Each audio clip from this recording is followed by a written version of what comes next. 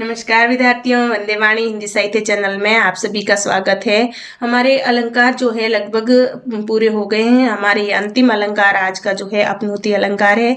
जो हमारे कॉलेज व्याख्याता भर्ती परीक्षा में जो है अलंकार दे रखे हैं, उनका ये जो अंतिम अलंकार है उसके बारे में हम आज पढ़ेंगे और लगभग हमारे अलंकार आज पूरे हो जाएंगे। इसके बाद में हम आगे का टॉपिक लेंगे। उससे पहले हम आज का जो हमारा अलंकार है अपनौती अलंकार, उसके बारे में जानेंगे। तो विद्यार्थियों, शुरू करते हैं हम अपनौती अलंकार। यहाँ पे इसकी परिभाषा जान लेते हैं कि इस अलंकार में उपमेय का निषेध करके उपमान की स्थापना होती है। इस अलंकार में क्या होता है विद्यार्थियों कि इस अलंकार में उपमेय का निषेध करके उपमान की स्थापना होती है, यानी इसमें एक वस्तु प्रस्तुत का निषेध करके दूसरी वस्तु अप्रस्तुत को स्थापित किया जाता है। यहाँ पे जो वस्तु दिख रही है, जो प्रस्तुत वस्तु है, उसके स्थान पर क्या किया जाता है विद्यार्थियों, उसका तो निषेध कर दिया जाता है और उसके स्थान पर दूसरी वस्तु जो यहाँ पे है ही नहीं, अप्रस्तुत है, उसको स्थापित किया जा रहा है। जहां एक सत्य बात को छिपाकर उसके स्थान पर असत्य बात को स्थापित किया जाता है, यानी कि यहाँ पे जो सत्य बात हमें दिखाई दे रही है उसको तो क्या कर दिया जाता है, छिपा दिया जाता है और उसके स्थान पर एक असत्य बात को, एक झूठी बात को स्थापित किया जाता है। तो वहां पे अपनौती अलंकार तभी अभिष्ट होता है विद्यार्थियों कि अपनौती अलंकार तभी अभिष्ट होता है जब उसमें कुछ उपमा रहे। अब देखो, बात को छिपाकर उसके स्थान पर असत्य बात को स्थापित किया जाता है, वहां पे तो अपनौती अलंकार होता है। लेकिन अपनौती अलंकार तभी अभिष्ट होता है, तभी हमें ज्ञात होता है जब उसमें क्या हो कि कुछ उपमा रहे, यानी कि अपनौती अलंकार को मतलब बताने के लिए उसमें उपमा होना जरूरी है। इस अलंकार को अपनौती इसलिए कहा जाता है क्योंकि इसमें वास्तविक अर्थ को छिपाने की चेष्टा रहती है। इसमें वास्तविक जो अर्थ होता है, वास्तविक जो चीज होती है, वास्तविक जो वस्तु होती है, प्रस्तुत जो वस्तु होती है, उसको छिपाने की चेष्टा रहती है। इस अलंकार में उपमा का होना जरूरी है। यदि उपमा नहीं रहेगी तो वहां निषेध होने पर भी अपनौती अलंकार नहीं होगा। इसमें एक बात ये बताई गई है विद्यार्थियों कि यदि इसमें उपमा नहीं रहेगी, यदि उपमा का पुट इसमें नहीं दिखाई देगा तो क्या होगा कि यहाँ पे निषेध होने पर भी अपनौती अलंकार नहीं होगा। अब देखो विद्यार्थियों, एक बार इसको हम वापस पढ़ लेते हैं, उसके बाद में हम उदाहरण पे जाएंगे कि इस अलंकार में उपमेय का निषेध करके उपमान की स्थापना होती है। मतलब जो उपमेय है उसका तो निषेध कर दिया जाता है, उसको खारिज कर दिया जाता है और उसके स्थान पर क्या होती है, उपमान की स्थापना होती है। यानी इसमें एक वस्तु जो प्रस्तुत है, जो दिखाई दे रही है, जो सत्य है, उसका तो क्या कर दिया जाता है, निषेध कर दिया जाता है और दूसरी वस्तु जो अप्रस्तुत है, जो झूठी है, उसको क्या कर दिया जाता है, स्थापित कर दिया जाता है। जहां एक सत्य बात को छिपाकर उसके स्थान पर असत्य बात को स्थापित किया जाता है, वहां पे अपनौती अलंकार होता है। और एक बात और विद्यार्थियों, अपनौती अलंकार तभी अभिष्ट होता है, यानी कि तभी सिद्ध होता है जब उसमें कुछ उपमा रहे, यानी कि उपमा का पुट उसमें दिखाई देगा तो ही अपनौती अलंकार होगा। इस अलंकार को अपनौती इसलिए कहा जाता है क्योंकि इसमें वास्तविक अर्थ को छिपाने की चेष्टा रहती है और इस अलंकार में उपमा का होना जरूरी है। विद्यार्थियों, अपनौती अलंकार को सिद्ध करने के लिए, उसके अभिष्ट को लाने के लिए क्या होता है कि उपमा का पुट दिखाई देना चाहिए, उपमा अलंकार इसमें जो है होना चाहिए, यानी कि उपमा इसमें होगी तो ही ये अलंकार सिद्ध होगा, नहीं तो नहीं होगा। यदि उपमा नहीं रहेगी तो वहां निषेध होने पर भी अपनौती अलंकार नहीं होगा। अब हम उदाहरण के माध्यम से समझ लेते हैं विद्यार्थियों। उदाहरण है हमारे, नहीं पलास के फूल, नहीं पलास के पूह पिए, ये है जलंत अंगार, यानी कि नहीं पलास के पूह यानी कि फूल। यहाँ पे क्या है कि नहीं पलास के पूह पिए, ये है जलंत अंगार। पलास के पुष्प का निषेध करने के बाद यहाँ पर जलते हुए अंगार को स्थापित किया गया है, अतः यहाँ पर अपनौती अलंकार। अब ये क्या कह रहे हैं कि नहीं पलास के पूह पिए है, जलंत, ये है क्या, जलंत अंगार। ये प्लास के पुष्प का निषेध करने के बाद यहाँ पर जलते हुए अंगारों को स्थापित किए जा रहे हैं, क्योंकि प्लास के जो पुष्प है कुछ वो आग की भांति, अंगारों की भांति ही दिखाई दे रहे हैं, लाल। तो इस कारण यहाँ पे क्या कर रहे हैं कि पुष्प जो है प्लास के, उसके स्थान पर यह जो है जलते अंगारों को स्थापित किया जा रहा है। तो यहाँ पे क्या है विद्यार्थियों, यहाँ पे अपनौती अलंकार है, क्योंकि यहाँ पे सत्य तो क्या है, सत्य तो प्लास के पुष्प है, यानी कि प्लास के पुष्प है, लेकिन इनको क्या बना दिया गया है, जलत अंगार, मतलब इनको अंगारों की उपमा दे दी गई है। इसलिए यहाँ पे क्या हो रहा है, सत्य बात को या प्रस्तुत बात को या जो यहाँ पे जो हमारे जो सामने दिखाई दे रही है उस बात को छुपा कर उसके स्थान पर दूसरी अप्रस्तुत वस्तु का यहाँ पे क्या कर रहा है, आरोप कर रहे हैं। तो यहाँ पे क्या है, यहाँ पे पे जो है उपमा का पुट दिखाई दे रहा है, तो यहाँ पे अपनोती अलंकार है। दूसरा उदाहरण देख लीजिए विद्यार्थियों कि सुनुह नाथ रघुवीर कृपाला, बंधु न होय मोर ये काला।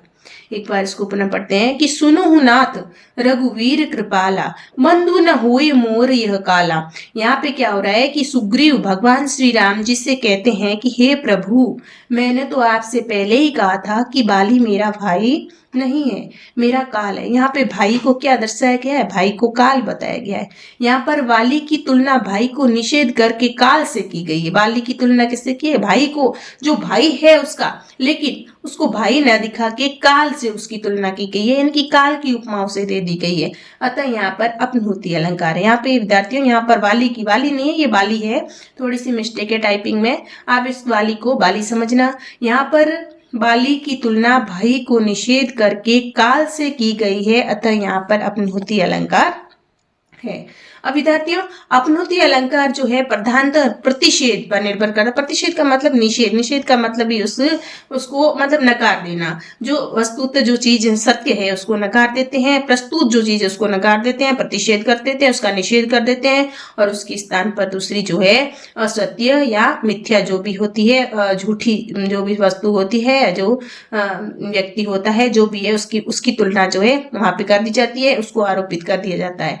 तो जहां उपमेय का निषेध कर, मतलब जो उपमेय है, जो वास्तविक चीज है, उसका निषेध करके उपमान का होना कहा जाए, वहां पे उपमान का जो है होना बताया जाए, अथवा जब किसी वस्तु या बात को छिपा कर उसके स्थान पर किसी झूठी वस्तु या असत्य बात की स्थापना की जाए, तो वहां पे अपनोती अलंकार होता है। तो विद्यार्थियों, ये हमारे अपनोती अलंकार, और अब जो है इसके जो भेद है उसके बारे में भी हम जानेंगे।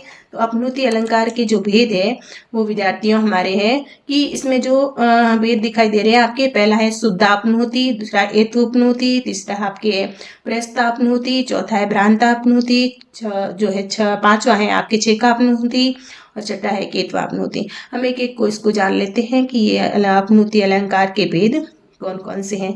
तो पहला है हमारे शुद्धापनोती। इसमें क्या होता है विद्यार्थियों? शुद्धापनोती में वास्तविक उपमेय का निषेध कर उपमान का आरोप किया जाता है। इस अपनोती को शाब्दी भी कहा जाता है। उदाहरण के लिए हम देख लेते हैं कि ये दो होठ न थे राधे, था एक फटा उर तेरा। यहाँ पे क्या करें? होठों को किसका बता रहे हैं? इसमें होठ का निषेध कर रहे हैं और उसको उर का आरोप कर दिया जाता है, मतलब होठों पे हृदय का यहाँ पे आरोप कर दिया जाता है। यहाँ पे देखो, ये दो होठ न थे राधे, कि ये तुम्हारे दो होठ नहीं थे राधे, था एक फटा उर तेरा। यहाँ पे तेरा फटा हुआ उर मतलब हृदय है, यहाँ पे होठों पे उर यानी कि हृदय का आरोप किया गया है। तो यहाँ पे शुद्धापनोती अलंकार है। दूसरा है हमारे हेत्वापनोती में। इसमें क्या होता है विद्यार्थियों कि इसमें उपमेय के निषेध के कारण दिखलाते हुए उपमान की स्थापना की जाती है। हेत्वा उपनोति में क्या होता है कि हेत्वा उपनोति में उपमेय के निषेध के कारण, कि उपमेय का निषेध क्यों कर रहे हैं इसका कारण दिखलाते हुए उपमान की स्थापना की जाती है। अब उदाहरण के माध्यम से हम समझेंगे कि पहले आंखों में थे मानस में, पहले आंखों में थे, पहले कौन थे आंखों में? अब आप आगे इसको पूरा पढ़ेंगे तब पता चलेगा कि पहले आंखों में थे मानस में कूद मग्न प्रिया भुवि। अब क्या हुआ कि यहाँ पे पहले जो आंखों में थे वो मानस में कूद गए, फिर छींटे वहीं उड़े थे बड़े बड़े असुर कब थे। अब इसको हम पूरा पढ़ेंगे। पहले आंखों में थे मानस में कूद मग्न प्रिय, अब वे छींटे वहीं उड़े थे बड़े बड़े असुर कब थे। यहाँ प्रस्तुत आंसू हैं, इसमें प्रस्तुत आंसुओं का निषेध कर दिया गया। यहाँ पे देखो, पहले आंखों में थे, कौन थे? आंसू थे। अब इसका जो आंसुओं का तो यहाँ पे क्या कर दिया? निषेध कर दिया। फिर क्या बताया गया है कि मानस में कूद मग्न प्रिय अब वे, मानस में कूद मग्न प्रिय अब वे। फिर क्या कहा है कि इसमें प्रस्तुत आंसुओं का निषेध करके उसमें मानस में उछले पानी के छींटे बतलाया गया है। साथ ही साथ इन छींटों का कारण भी दिया गया है कि ये छींटे क्यों उड़े थे, कि प्रियतम जो थे मानस में कूद पड़े और उनके कूदने से ये जल के छींटे सरोवर से निकलकर आंखों में आ गए। अब विद्यार्थी इसको पहले वापस समझो आप, कि पहले आंखों में थे मानस में कूद पड़े मग्न प्रिय अब वे, कि पहले जो छींटे मेरी आंखों में थे वो जो है प्रिय जब उस समुद्र में मतलब मानस में कूदे तब वो छींटे क्या थे? तब वो छींटे उड़े थे। इस कारण वो वापस आंखों में आ गए हैं और बड़े बड़े आंसुओं के रूप में बदल गए हैं। तो यहाँ पे क्या किया है इन्होंने? आंसू जो प्रस्तुत है उस पे निषेध करके और जो मानस के उछले छींटे हैं उनको यहाँ पे प्रस्तुत कर दिया गया है, उसको जो छुपा दिया गया आंसुओं को, और उसके स्थान पर जो पानी की छींटे है उसको यहाँ पे स्थापित कर दिया है। एक बार इसको पुनः पढ़ लेते हैं इसके वापस अर्थ को, कि यहाँ प्रस्तुत आंसू है, इसमें प्रस्तुत आंसुओं का निषेध करके उसे मानस से उछले पानी के छींटे बतलाया गया है। साथ ही साथ इन छींटों का कारण भी दिया गया है कि छींटों का कारण क्या है, कि ये छींटे क्यों उड़े थे। उड़ने का कारण ये बताया गया है कि प्रीतम जब मानस में कूद पड़े और उनके कूदने से ये जल के छींटे सरोवर से निकलकर आंखों में आ गए। जब कोई पानी में कूदता है तो छींटे उछलते हैं, उसी प्रकार जब प्रिय जब समुद्र में जब मानस में कूदे तब ये जो छींटे है ये उछले और वापस आंखों में आ गए। तीसरा हमारे है प्रस्तापनुति। इसमें क्या होता है विद्यार्थियों, कि किसी वस्तु के धर्म का निषेध कर दूसरी वस्तु में उसके आरोप के लिए किया जाता है। प्रस्तापनुति में किसी वस्तु के धर्म का निषेध दूसरी वस्तु में उसके आरोप के लिए किया जाता है। यदि शाब्दिक अर्थ लें तो यह अपनुति प्रस्त अर्थात फेंकी हुई अपनुति है। मतलब इसको क्या कहेंगे हम, फेंकी हुई अपनुति भी कहेंगे, जिसमें उपमान का ही निषेध किया जाता है ताकि उपमेय में उसे आरोपित किया जाए। यहाँ पे उपमान का निषेध कर दिया जाता है और उपमेय में उसे आरोपित कर दिया जाता है। तो यहाँ पे उदाहरण देख लेते हैं कि कालकूट विष नहीं, विष है केवल इंद्रा, हर जगत छकी यही वा संग हरि निंदो न तजत। यहाँ पे देखो, कालकूट विष नहीं, विष है केवल इंद्रा, हर जगत छकी आई वा संग हरि निंदो न तजत। यहाँ पे भी कालकूट विष केवल इंद्रा, हर जगत छकी छावी, यहाँ पे एक दूसरे पे आरोप जो है फेंका हुआ लग रहा है, एक दूसरे पे आरोपित किया हुआ लग रहा है, क्योंकि यहाँ पे उपमान का ही निषेध कर दिया। किसका निषेध किया, उपमान का, और यहाँ पे जो है उपमेय में उसे आरोपित कर दिया गया है। तो यहाँ पे क्या हो रहा है, यहाँ पे प्रस्तापनुति अलंकार दिखाई दे रहा है।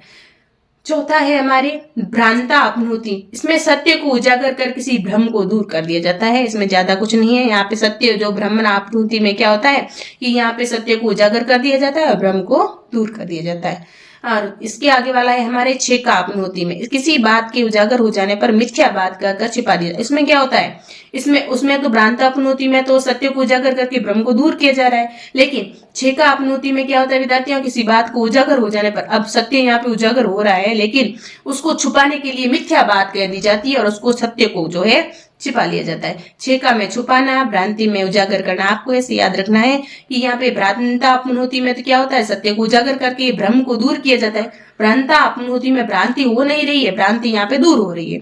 और छेका अपनुति में क्या हो रही है, छिपाया जा रहा है, यानी कि मिथ्या बात कहकर सत्य को छिपाया जा रहा है।